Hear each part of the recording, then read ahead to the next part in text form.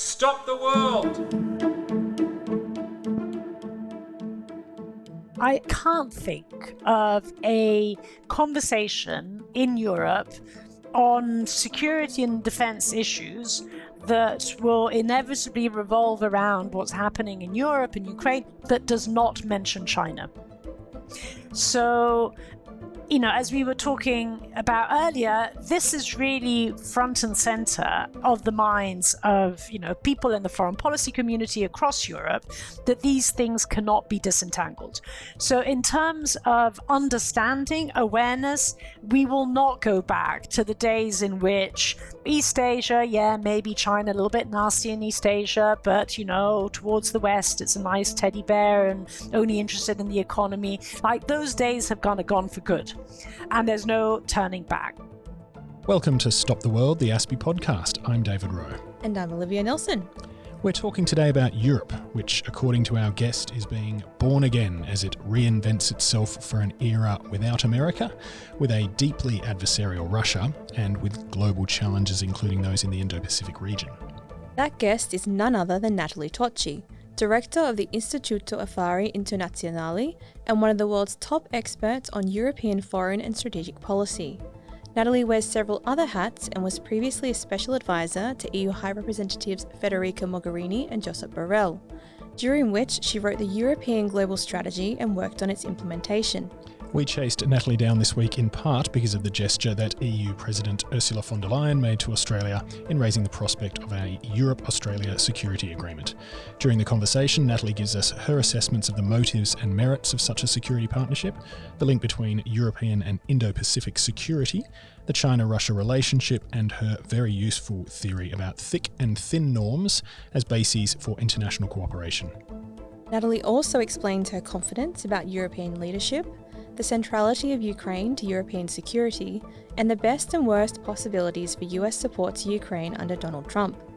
Nathalie is a vibrant, deeply thoughtful, and highly entertaining commentator on these very difficult but absolutely indispensable issues. We think this is an absolute must-listen wherever you live. It is global thinking at its best. Enjoy Nathalie Tocci.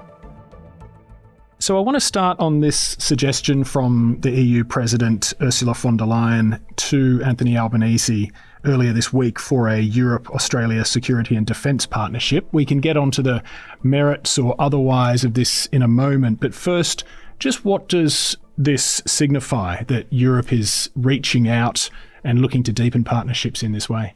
Well, I think this is part of the broader story, which is both European, but of course not only European, in which, let's call it the rest of the West, is looking for ways and means, both economic and political and security, to really huddle together. So I think that's the sort of broader picture. The more specific angle to this is that on the European side, as a consequence of Russia's large-scale invasion of Ukraine on the one hand, and on the other hand, the risk, or rather the threat, of a US uncoordinated disengagement from European security, or perhaps even a US betrayal. So you have these two elements together, and this is essentially pushing Europe to really invest very significantly in its defense. Now, as part of that initiative, basically, the EU is now developing what is known as the SAFE instrument. So this is basically a funding program backed by EU loans, whereby groups of different European countries would basically work together towards producing military capacities that have essentially been identified as being essential to Europe. Now, a big debate surrounding this question has been the participation of third countries. And yes, third countries, can participate, but then the question is under what conditions, which third countries? You obviously can't open it up to everyone. And so basically, where the EU has landed on this question of third countries is basically, on the one hand, those countries that are currently candidate countries to enter the European Union, and on the other hand, countries which have, and here we come to the point, rather long-winded way of doing so, a security and defence partnership with the European Union. Now, at the moment, countries that have such partnerships include both neighborhood countries, Norway, Switzerland, but also South Korea. And we're obviously Ukraine, looking at, therefore, enlarging this on the one hand to a crucial country, which is obviously the United Kingdom. That security and defense partnership was really the heart of the reset between the EU and the UK in the summit that took place only a few days ago. And so Australia being added to this, and it's, as I said, it's not a huge group of countries. I mean, it's really a rather restricted group of countries, but it really, I think, speaks to this broader political drive of ensuring that the rest of the West stick together. Yeah, okay. And I think, look, that huddling together alone is an argument in favour of doing something like this for the reasons that you've touched on there. Von der Leyen's remarks have prompted some debate in Australia, not a fierce debate, but some discussion back and forth. Anthony Albanese didn't exactly jump at the idea when it was put to him in Rome immediately after. Some commentators here have complained that it might distract Australia from our primary area of interest, which is, of course, the Indo-Pacific. Also complained that it might be a drag on our defence force, which is, some would say, less well-funded than it could be and a bit overstretched at the moment, might even entangle us in a European conflict or crisis. I mean, the latter one, I think, frankly, is probably a bit improbable. But what do you see as the merits, including for Australia? That includes practical merits and symbolic merits. And could you also explain what would the safe instrument actually, what would be the benefits and the obligations that would involve? Yeah. So, I mean, interesting that actually it's raised criticism, because the way I think one should look at the question is really kind of turning it on its head. Now, this entire initiative, the whole sort of security and defense drive in Europe is really aimed at increasing, strengthening security and defense capacities. And obviously, it's mainly done internally, but the understanding in Europe has always been that we're obviously stronger together. And so the whole point of the exercise is really aimed at making both the European Union and its partners stronger militarily by cooperating.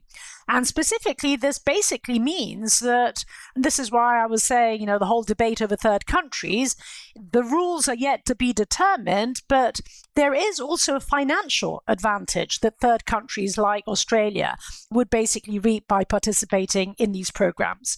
As I said, it doesn't necessarily, the rules are yet to be determined. It doesn't necessarily mean that Australian defense companies would have direct access to some of these funds, but there could be an indirect a benefit to the extent that, say, for example, just for the sake of argument, you have an Australian defense company, either it's based in Europe or it's not based in Europe, it's based in Australia, but participates in a multinational project to produce, military capacity X, right?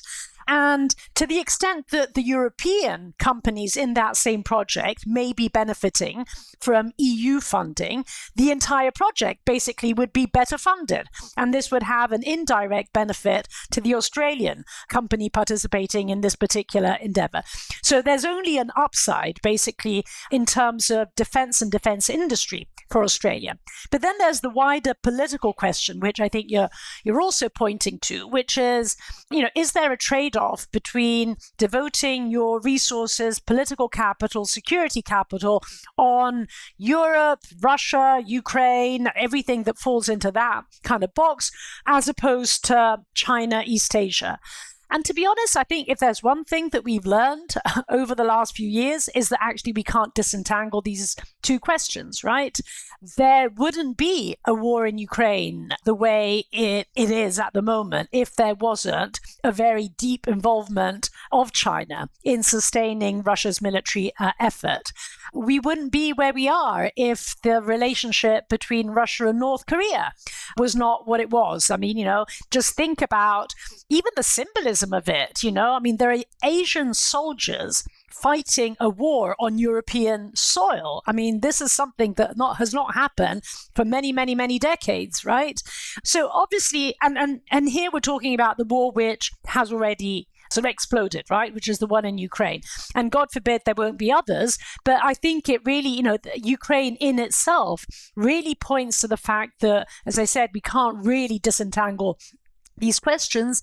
And to the extent that Russia and China do not disentangle themselves, it doesn't actually make any sense for us to disentangle what is not disentangleable.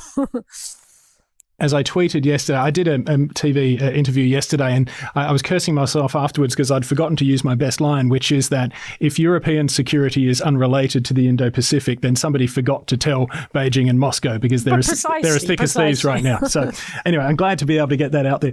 So yeah, look, I definitely want to come back to the connectedness of the strategic regions in a moment, but just on the sort of political and atmospheric linkages between like-minded parts of the world, democracies or, rule-abiding countries, what you will. A common view in Australia in some foreign policy circles is that our key partnerships are in this region. That's understandable.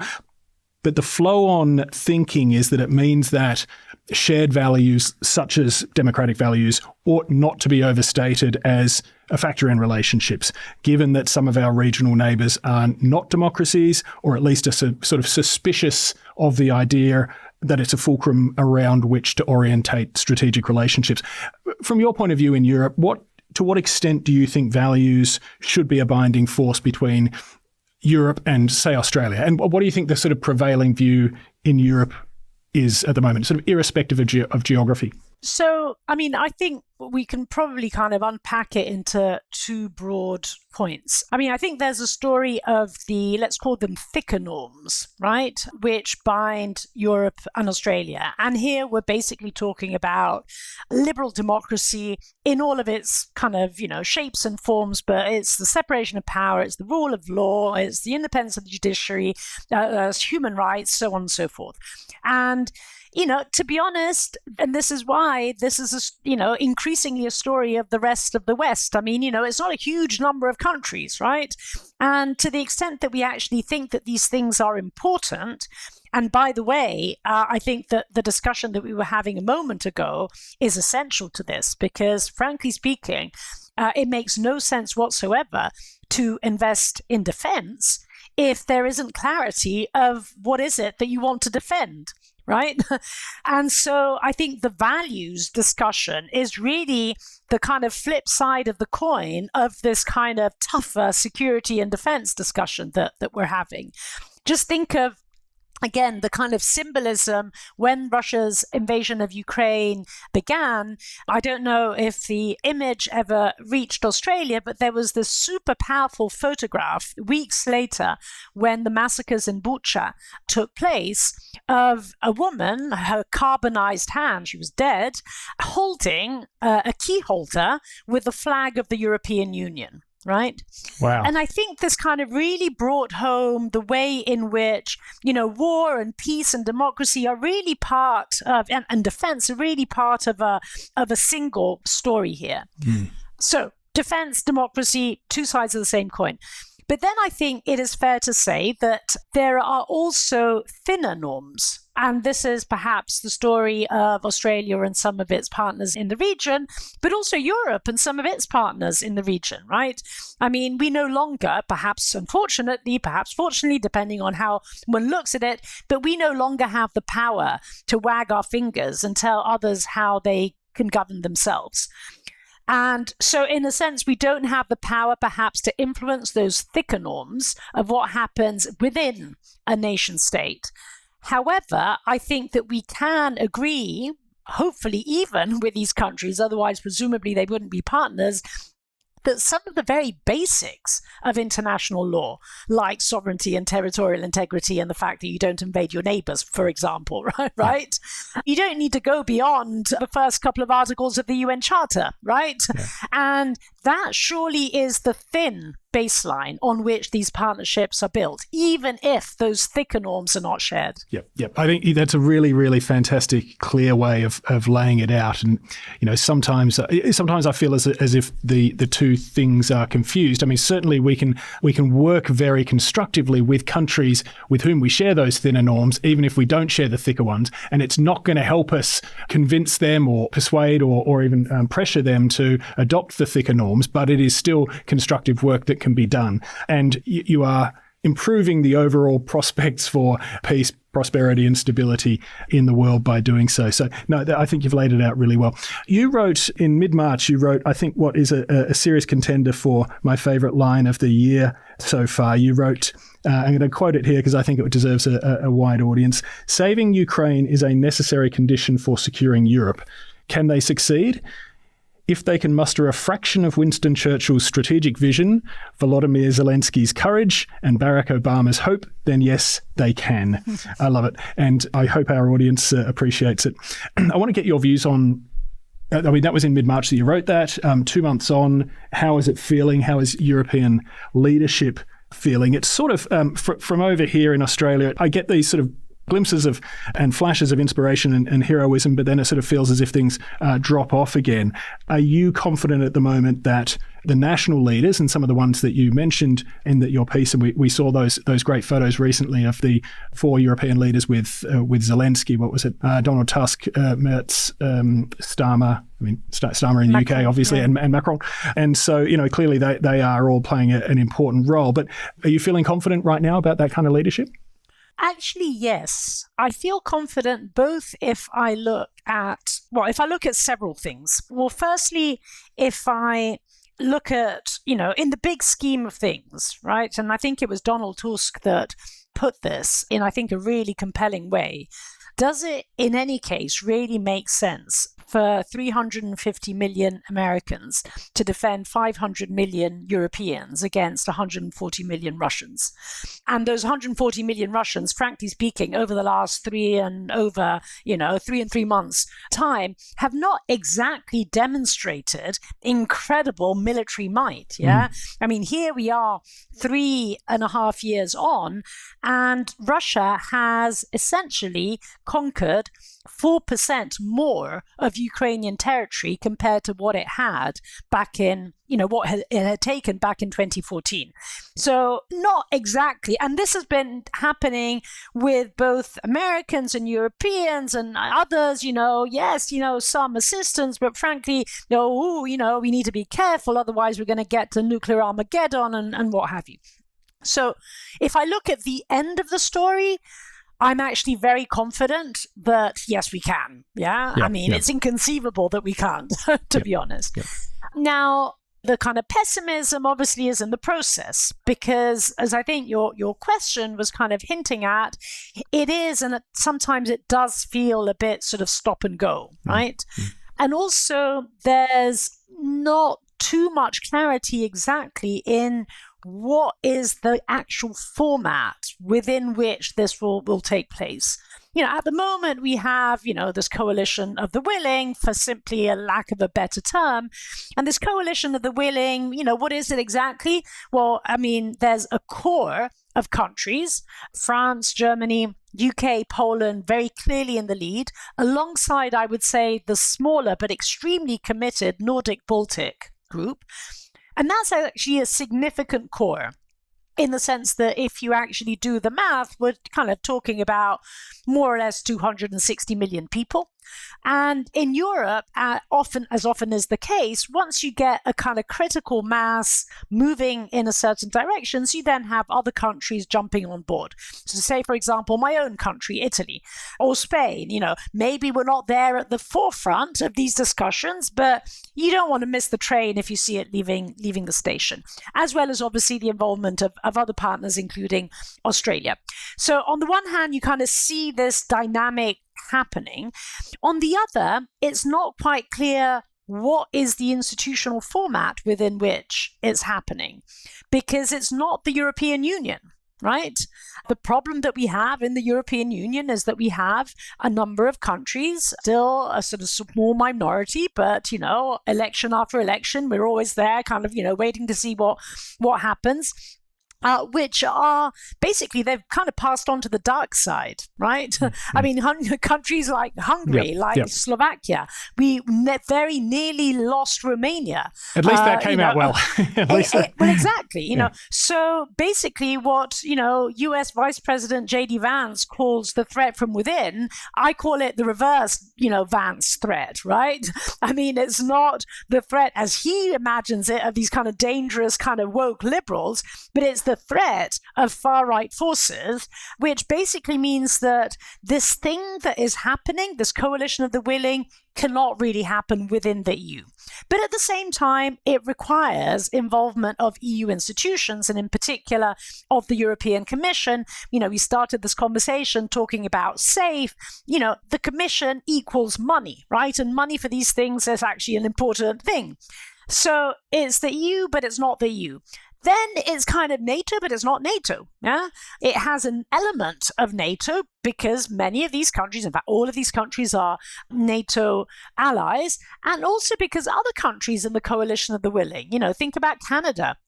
Think about Turkey. Think about Norway. They are important members of this grouping, and they are NATO allies. But at the same time, this is happening because the US, goes back to this kind of risk of indifference or betrayal, because the US risks checking out, politically from NATO.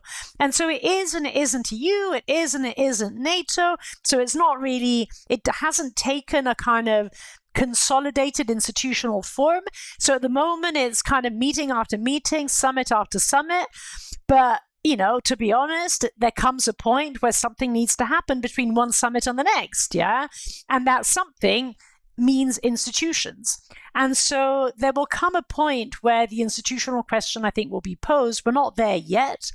But coming back to the beginning and the optimism, as I said, I really struggle to think that given the existential threat that we face, this is actually not going to work out one way or another. Yeah. Okay, so just to be clear, though, I mean, are we talking there about a standing institution post-United States, or are we talking about a specific coalition of the willings for Ukraine that might then, I suppose, pave the way for a longer-standing institution? Yeah. I mean, I think these things are in many ways kind of, entangled with one another, because obviously the urgency of the here and now is Ukraine. And it is about, if the US kind of, if Donald Trump gets bored in the best of circumstances and just decides to concentrate on other things, this basically leaves a big void, right? It's not an unfillable void because, at the moment, over the last 3 years, initially the US really did the lion's share of the support for Ukraine. Today, it's not. Today we would need to fill around 25%. It's not insignificant, but it's not impossible either, right? So it can be done, but obviously it has to be done, right? So there's a kind of immediate urgency that surrounds Ukraine. Incidentally, actually, it also means that Ukraine itself will be integrated in these efforts, both because obviously it's on the recipient side, but also because, and this is something that I only realized a few weeks ago in my last trip to Ukraine, which was a couple of weeks ago, that there's actually a growing European interest in involving Ukraine because, to be honest, there are only two armies that know how to fight a war in Europe. One is Russia and the other is Ukraine. And so there's an interest in getting that expertise, both in operational terms, but also in defense industry terms. Yeah, I mean, think about Ukraine's drone industry, absolutely, for example. So basically, okay, the urgency is Ukraine, but as this thing steps in to address the urgency, it will inevitably then shape the broader conversations about a future European security architecture. Now, as I said, there is an ideal scenario, which is a scenario in which, the US's disengagement from European security is gradual, it's coordinated, it's partial. And in that scenario, I think basically what we're thinking of is, how to, quote unquote, Europeanize increasingly NATO. Right? But there is also a different scenario. And the different scenario is one in which that disengagement is not gradual, coordinated, but it's abrupt and angry, right? Yep. And in that alternative world, which is obviously a worst case scenario, but, we need to think about the worst case scenario as well. Inevitably, it will not emerge from within NATO because NATO has the US around the table, right? And so it cannot be the place in which you think about an alternative almost endemically by definition. And I think this kind of also raises this deeper question of, an alliance like NATO, which has been and continues to be an absolutely formidable alliance in terms of addressing external threats, Russia today, China perhaps tomorrow, it is endemically incapable of addressing, back to Vance, the threat from within, right? Almost by definition. And I think this raises a real, we had never even contemplated the possibility. And now, as I said, maybe it's not probable. In fact, I hope it's not probable, but it's probably something a little bit more than simply a black swan. I think it's something that looks a little bit more like a grey rhino. And if we're talking about a grey rhino on something so, as I said, existential, somehow we need to find a place and a venue to, begin planning for it, basically. Yeah. I mean, the number of things that we hadn't conceived of or anticipated. And I suppose the speed at which we're having to have these very, very necessary conversations is sometimes dizzying. I remember I was reading a piece in the Financial Times a few weeks ago about interviewing a Canadian, military expert who was talking about what adept and effective insurgency personnel the Canadians would make up in the event of a US invasion of Canada. And I just remember thinking, I cannot believe I'm reading this. It's not in The Onion, it's in the Financial Times. Exactly. I cannot believe I'm reading this piece. Exactly. But that segues quite nicely into what I wanted to cover next, which is just to talk about those possible outcomes based on, frankly, Donald Trump's decision whether he gets bored in a slower way or whether there's a fast and much less pleasant disengagement that just means kind of ripping the US out of the picture. I mean, clearly, Trump has made it obvious. He went into it again in his Truth Social post on Monday after his 2-hour conversation with Putin, in which, he asked Vladimir and Vladimir said no. He's made it clear that he considers a normalized relationship with economic benefit with Russia as being more important than the fate of Ukraine. But there is still a big difference between sort of remaining in half-heartedly and continuing particularly to provide things like the intelligence, surveillance, reconnaissance capabilities, air defense support, etc. for Ukraine, and keeping existing sanctions on Russia. A big difference between that and throwing Ukraine completely under the bus in such a way that it either noticeably accelerates Ukrainian losses in a way that's sort of heart-wrenching for the rest of the world to watch, or even leads to a quick Russian victory, despite the best efforts of the Europeans to try and pick up the slack that's left. If it is the former, US allies might find Trump objectionable, and they would think that they can continue to work with the US in those circumstances. If it is the latter, it's hard to see it as anything but a complete, shattering of an order of magnitude beyond what we're already feeling. I mean, if it is the latter case, and I realize I'm game planning and speculating a little bit here, but what would you see as unfolding if it is the latter? Well, firstly, I totally agree with the framing of this. I mean, I think these are basically, broadly speaking, the two big options. And I think actually the real purpose of the diplomatic work that Europeans and Ukrainians and other partners have been doing over the last few weeks have really been aimed at revealing that the Emperor Putin has no clothes, right? And that there isn't going to be a ceasefire because Russia doesn't want it. Now, had those diplomatic efforts failed, and of course we always have to thank Vova for making life easy for us, right? Yeah. Because, I mean, his demands over the top, in a sense, kind of make that diplomatic work a lot easier. But had that diplomacy failed, I think Trump, in his heart of hearts, would have been really quite happy to throw Ukraine under the bus and move ahead with a bilateral agreement with Russia, regardless of an ongoing war in Ukraine. And of course, I think that still is a possibility. I don't think it's a probability. And I think this, as I said, is largely due to the effectiveness of the last few weeks in kind of revealing how things actually stand. But of course, I think, as you say, we can't entirely rule out that possibility. I mean, it's not as probable as it looked only a couple of months ago, but it's not to be ruled out.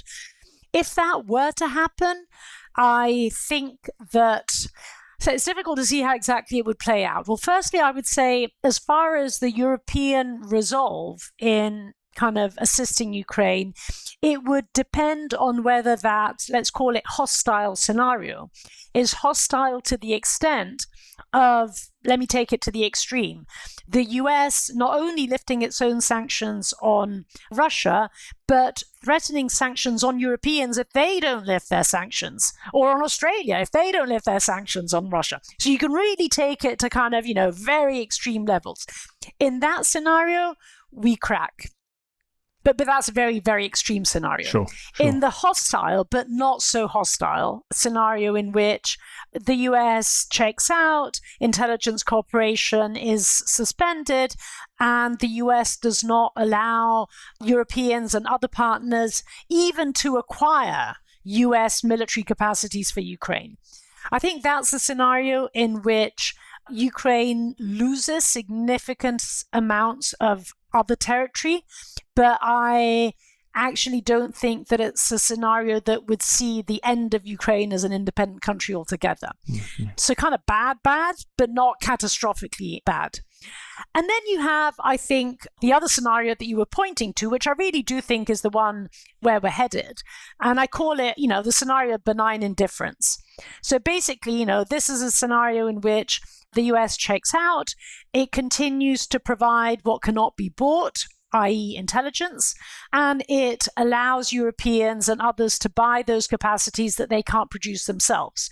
But basically, we're talking about satellites, we're talking about, to an extent, not completely, because there are some air defense systems which are European, for example, the SAMP-T system, but obviously Patriots are important, both the systems and the interceptors.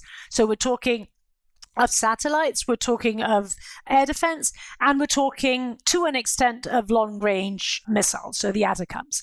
And the HIMARS and everything else. So I think in that benign indifference scenario in which basically Europeans can buy or buy on behalf basically of Ukraine those capacities, it will cost obviously a bit more, but we're not talking actually about incredible amounts of funding. I mean, at the moment, Ukraine costs 50 billion euros per year, and actually 35 billion of that is support for the state. Yeah. So this is essentially kind of, fiscally keeping the state running. Yeah. It's only 15 billion that is on military capacities. And only 25 of that is actually coming from the US. So it's kind of doable. Mm-hmm. It goes back to my earlier point of we're, 30 odd fairly rich countries, like, yes, we can, know. So in that scenario of benign indifference, which, as I said, I think it's a trajectory that we're on, I think we are more or less okay, or not very different from how things stand today. Then I think the additional question is, in that scenario, where the war goes on, does the US strike a bilateral deal with Russia anyway? I don't know. I kind of, have my sort of, depending on the day you ask. Actually, yesterday, I was in a very interesting meeting in Berlin with a number of kind of Republicans from the US coming over. And they actually thought it was extremely unlikely that Trump, even if he wanted to, would be able to strike that bilateral deal in the context of a war, especially if he failed to demonstrate that the reason why the war is going on is because of awful Zelensky and the fact that he wants to continue.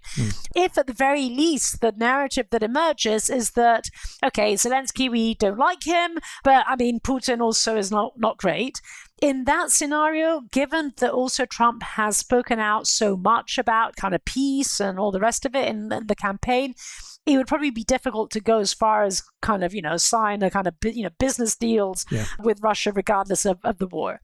But, never say never, obviously, when it comes to Trump. Yeah, no, absolutely. I'm curious, what did they indicate what they thought the constraints on him might be in signing those sorts of deals if the war is going on? Well, basically, the Republican Party in political constraints. Yeah, political constraints. The fact that actually there is movement in Congress on sanctions and a new package of sanctions by the US. Now, we don't know whether this is going to come about or not, possibly not, but it really speaks to the fact that there's a growing, firstly, I would say that in US public opinion, although support for Ukraine has gone down, it remains actually quite high.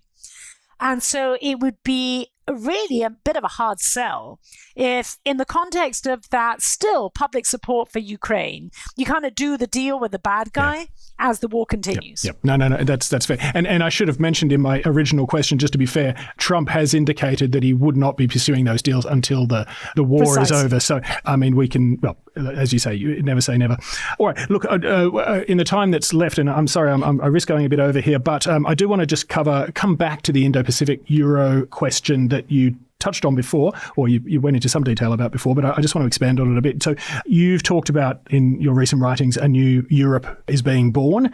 I'm curious to know, I guess, what the capacity of the European Union is, well, within its foreign and security policy for attention on the Indo-Pacific. The Indo-Pacific seemed to be something that Europe was feeling to be more important in recent years. I remember Jens Stoltenberg, when he was NATO head, it was talking up the importance of the Indo-Pacific quite a bit. I just wonder if that remains the case now, given the pressures that are on Europe, the peril that Russia poses, the abandonment by Trump. Does it have the capacity? Does it still see the Indo-Pacific as sufficiently important in the sense of that connectivity of the two security realms to invest in? Yeah, so I can't think of a conversation in Europe on security and defense issues that will inevitably revolve around what's happening in Europe and Ukraine that does not mention China. So, as we were talking about earlier, this is really front and center of the minds of, people in the foreign policy community across Europe, that these things cannot be disentangled. So in terms of understanding, awareness, we will not go back to the days in which East Asia, maybe China, a little bit nasty in East Asia, but, towards the West, it's a nice teddy bear and only interested in the economy. Like, those days have gone for good. And there's no turning back. As also, I think, a related and perhaps, even deeper question is that this new Europe that is being born, and of course it would have been nice for it not to be born in many respects, is a Europe that is born in war. The old Europe, which was a great Europe, right, was a construct for peacetime. Yeah, I loved it. I like the old America too. We had a great time. But tragically, that peacetime is over. And so as you develop in terms of your thinking, your politics, your institutions, the overall strategic culture, as it basically kind of resets itself for a different context in Europe, inevitably, it will be increasingly likely to view developments in East Asia with that lens as well. So that's a kind of very broad point, but I think it is the meaningful point. But yes, you're right. It is obvious that as kind of Europeans scramble to defend themselves in the context of a war in Europe without America, if a war were to erupt tomorrow morning in East Asia, it would be complicated, right? But I think we can somehow, these things are not obviously separate, but we can, to an extent, separate them, yeah? One is a story of the will and of the mind of, where are we in our thinking? And then inevitably there are constraints on the capacities, and inevitably the priority in the here and now is Europe. But as I said, I don't think that there's a going back. The problem that we used to have was not one of capacities. The problem that we used to have was a problem up here in the head, right? Not in the muscle. The muscle didn't follow because the head wasn't kind of, wired in the right way. Yeah. And I think, as I said, that has changed for good. Yeah. Okay. So presumably, we do hear some speculation that US withdrawal could even sort of nudge Europe a little bit back more towards China. I hear it probably a bit more on the trade side, particularly, tariffs and this kind of thing, that Europe might think, okay, well, we actually do need to deepen our economic relationship with China then, and then that brings all sorts of economic security risks, and I guess things go from there. But presumably you don't think that that's a serious prospect? No, you're right. There are some that suggest this. I think that they are still in a minority. I think the prevailing view actually in Europe is that as the US-China relationship, including trade relationship, I mean, now, okay, there's a first deal has been struck, but still it maintains tariffs at extremely high levels. And so actually there's a big concern that the Chinese overcapacity, which was already a problem, could actually exacerbate even further in terms of the dumping onto European markets. So, I mean, the alarm bells are on. Now, I think you're right in the sense that at the same time, this also sits together with a kind of overall understanding that we can't have trade wars on all fronts. And so if indeed the trade relationship with the US were to, if it were to kind of, not reach a deal, if things were to kind of, worsen, exacerbate over time, obviously this is where the attention would be focused. Mm-hmm. And so I think that there is indeed a risk that we lower our guards a little bit when it comes to China. But as I said, I think at the moment, probably the prevailing view is that while, of course, we want to cooperate with China and trade and all the rest of it, but we're not putting our rose-tinted lenses back on. Right. Okay. Fascinating.